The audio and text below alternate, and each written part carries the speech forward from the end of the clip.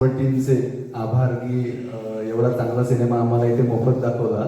त्याबद्दल सर्व आयोजक म्हणजे आता मगाशी पातळे सर, लाड सर होते, पारकर साहेब, मिराशी सर, या सर्वांचे प्रथम आभार.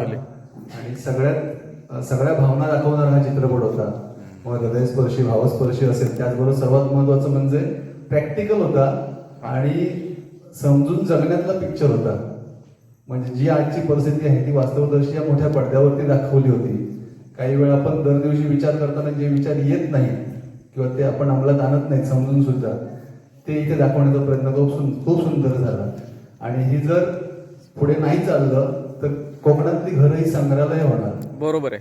काय ज्या म्हणजे विशेषतः पालकांनी विचार नाही केला आणि मुलं जर ह्याच्याकडे जायला, शहराकडे जायला लागली तर संग्रहालय म्हणून कोकणातली घरं बघितली जातील. आजच्या शाळा ओस पडल्या, घरं ओस पडतील. खूप सुंदर. आणि तुम्ही सांगितलं की तुमची सगळी टीम नवीन आहे, पण वाटत नाही पिक्चर बघून की नवीन आहे. अगदी जबरदस्त दर्शन. थँक्यू.